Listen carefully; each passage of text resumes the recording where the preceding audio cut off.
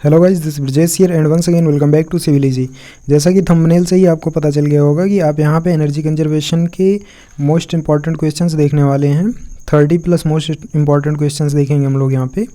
तो आइए बिना टाइम वेस्ट किए स्टार्ट करते हैं। जिस एनर्जी कंजर्वेशन में पहले चैप्टर से इंपॉर्टेंट क्वेश्चंस बनता है वो है एनर्जी को परिभाषित करते हुए ऊर्जा के स्रोतों का विस्तार से वर्गीकरण कीजिए। तो यहाँ पे हमें क्या करना है कि एनर्जी को हमें डिफाइन करना है, देन उसके बाद उसके टाइप्स हमें लिखने हैं, वो भी डिटेल में मतलब टाइप्स भी लिखेंगे आप। देन उसके बाद सारे टाइप्स को आप एक्सप्लेन भी करेंगे। और ये क्वेश्चन आएगा तो हमारा जहाँ तक अंदाज़ा है ये डायरेक्ट आपसे 10 नंबर में पूछ लिया जाएगा। ये इतना बड़ा क्वेश्चन आपसे 5 नंबर में नहीं पूछा जाएगा। सेकंड क्वेश्चन है सौर ऊर्जा क्या है, सोलर एनर्जी क्या है, आपको डिफाइन करनी है। देन उसके बाद इसकी उपयोगिता बताइए, इसकी आपको यूटिलिटी बतानी है कि सोलर एनर्जी किस प्रकार से उपयोगी है हमारे रियल लाइफ में। थर्ड क्वेश्चन है पवन ऊर्जा से आप क्या समझते हैं, पवन चक्कियाँ कितने प्रकार की होती हैं समझाइए। यहाँ पे आपको विंड एनर्जी के बारे में लिखना है। देन उसके बाद विंड मिल्स क्या होती हैं, क्योंकि विंड एनर्जी जो होती हैं विंड मिल्स के थ्रू ही जनरेट करते हैं। सो इसलिए आपको पवन चक्कियों के विंड मिल्स के टाइप्स भी यहाँ पे लिखने होंगे। फोर्थ क्वेश्चन है परंपरागत तथा गैर परंपरागत ऊर्जा का। यहाँ पे एक चीज़ छूट गई है, यहाँ पे ऊर्जा होना चाहिए था। परंपरागत तथा गैर परंपरागत ऊर्जा का संक्षेप में समझाइए या लिखिए। तो ये क्वेश्चन थोड़ा सा गलत लिखा हुआ है, इसको आप करेक्ट कर लीजिएगा। क्वेश्चन में होगा कि परंपरागत तथा गैर परंपरागत ऊर्जा को संक्षेप में समझाइए।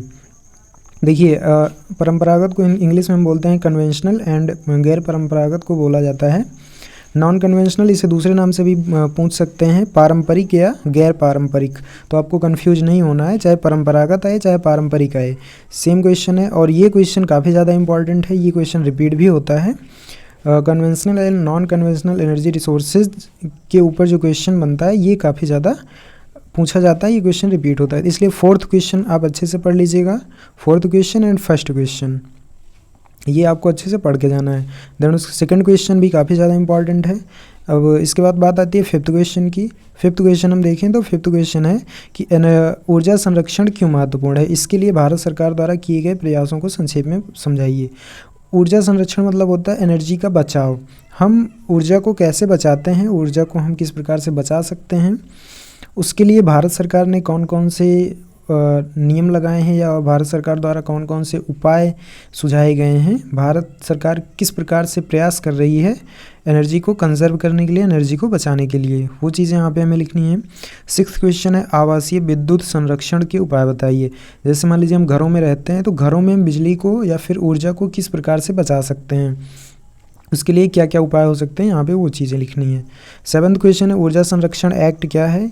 सेवन्थ क्वेश्चन काफ़ी ज़्यादा इंपॉर्टेंट है, ये क्वेश्चन आप एक प्रकार समझिए रट लीजिए कि ऊर्जा संरक्षण एक्ट क्या है। ऊर्जा संरक्षण एक्ट 2000 की व्याख्या कीजिए तथा इसकी प्रमुख विशेषताएं भी आपको लिखनी है। एट्थ क्वेश्चन है वैद्युत साधनों की स्टार रेटिंग से क्या तात्पर्य है, लिखिए। जैसे आपने फ्रिज वगैरह पे देखा होगा तो वहाँ पे 5 स्टार या 4 स्टार या 3 स्टार रेटिंग बनी हुई होती है।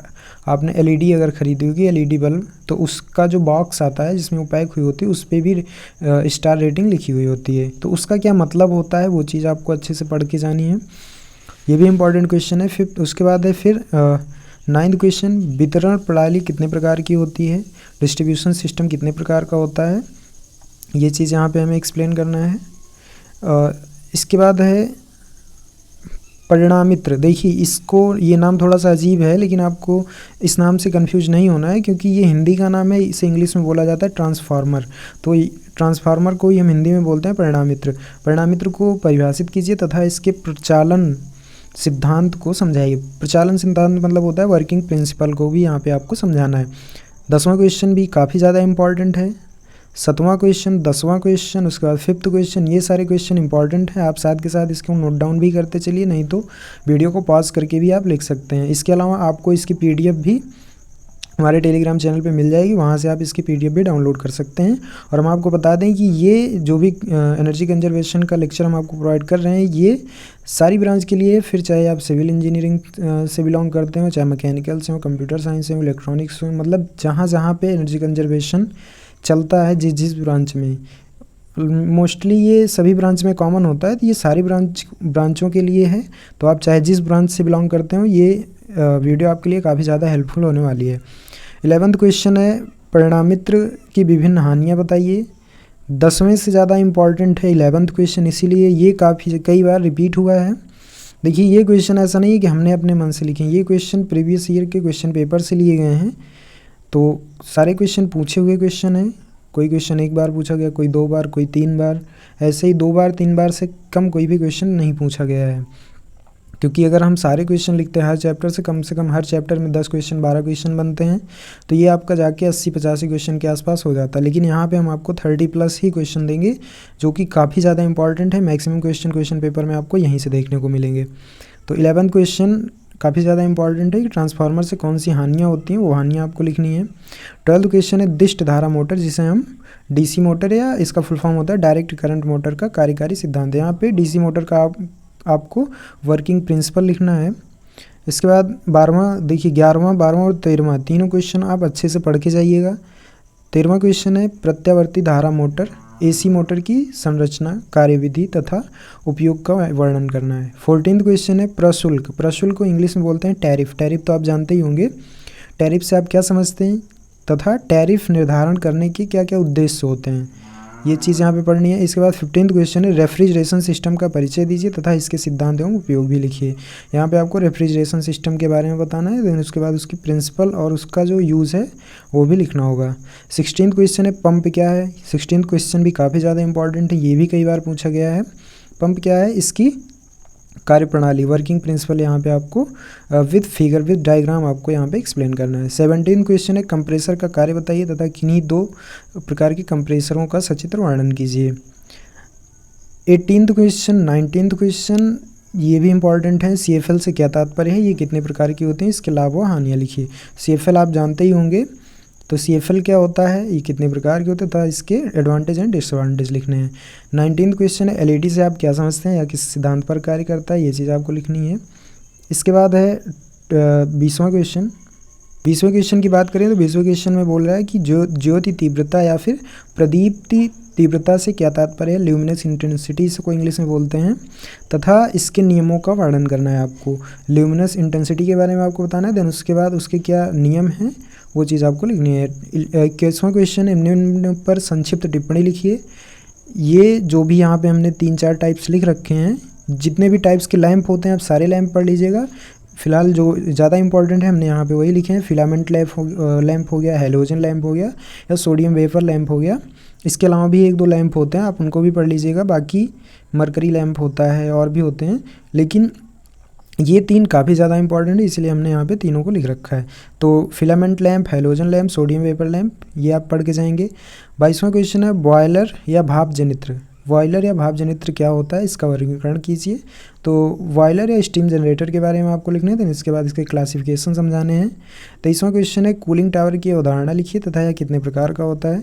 24वां क्वेश्चन है ऊर्जा संरक्षण भवन संहिता।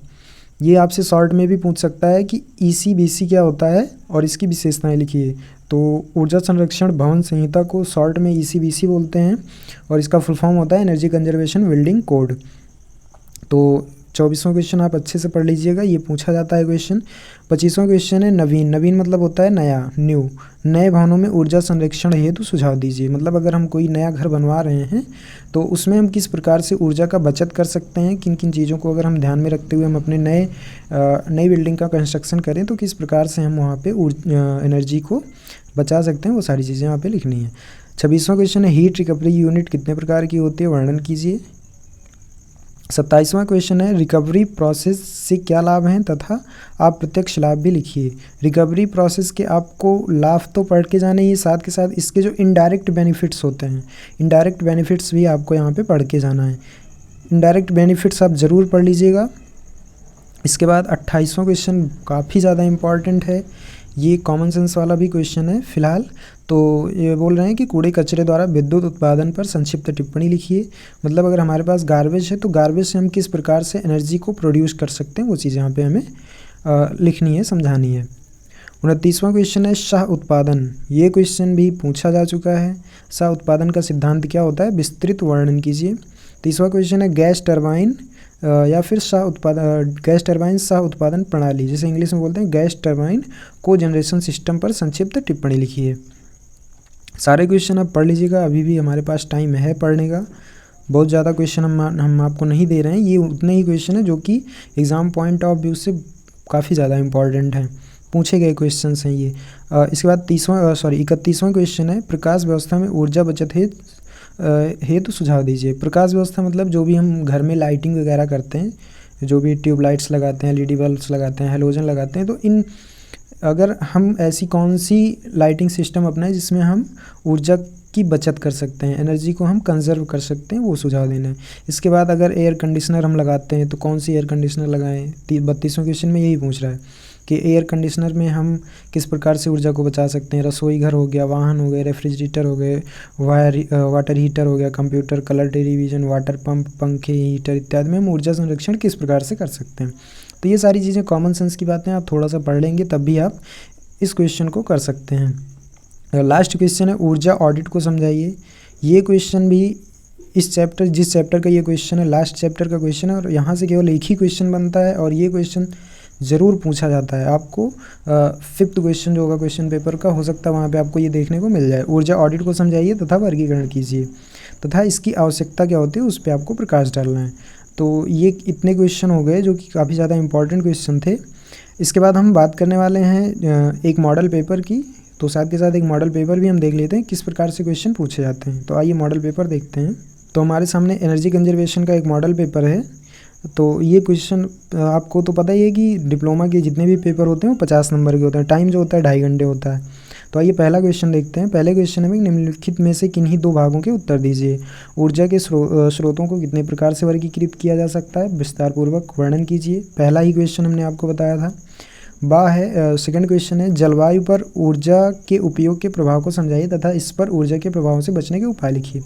ये क्वेश्चन हमने 33 क्वेश्चन आपको दिया है, वहाँ पे ये वाला क्वेश्चन आपको देखने को नहीं मिलेगा, तो ये क्वेश्चन भी आप पढ़ लेंगे।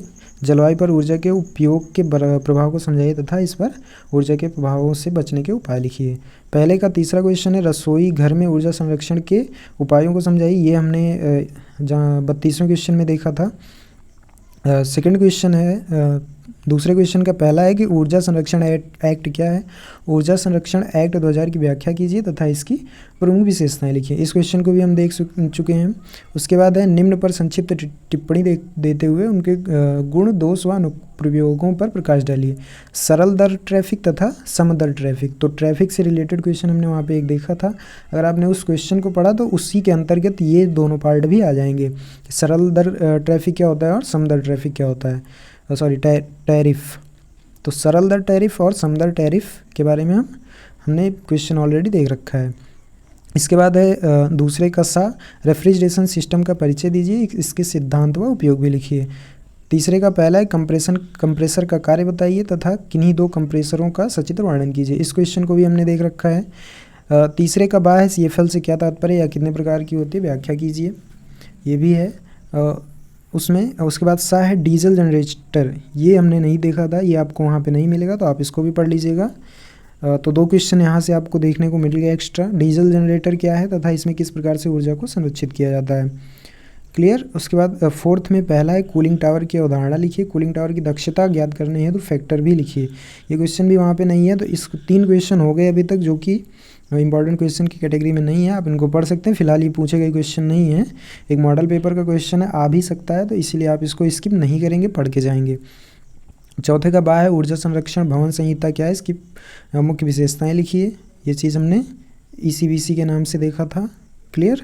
उसके बाद है, हीट रिकवरी यूनिट कितने प्रकार की होती है, वर्णन कीजिए। 5th में है, पहला क्वेश्चन, कोजनरेशन का सिद्धांत लिखिए तथा विस्तृत वर्णन भी करना है। पंखों, हीटर, बॉयलर, वॉशिंग मशीन में ऊर्जा संरक्षण हेतु सुझाव 32वें क्वेश्चन में हमने देखा था। और लास्ट क्वेश्चन भी हमने लास्ट में ही देखा था, ऊर्जा ऑडिट से क्या तात्पर्य है, इसका वर्गीकरण प्रस्तुत कीजिए। तो ये था हमारे सामने एक मॉडल पेपर। आप मॉडल पेपर में जो भी क्वेश्चन हैं जो कि हमने वहाँ पे नहीं बताए, आप इन क्वेश्चंस को भी देख लीजिएगा। तो आई होप आपको वीडियो पसंद आई होगी और साथ के साथ आपके लिए हेल्पफुल भी होगी ये वीडियो। तो अगर वीडियो आपको पसंद आई तो वीडियो को लाइक करें, और अगर आप हमारे चैनल पर नए हैं तो चैनल को सब्सक्राइब ज़रूर कर लें। अभी के लिए बस इतना ही, मिलते हैं नेक्स्ट वीडियो में, तब तक के लिए जय हिंद, जय भारत।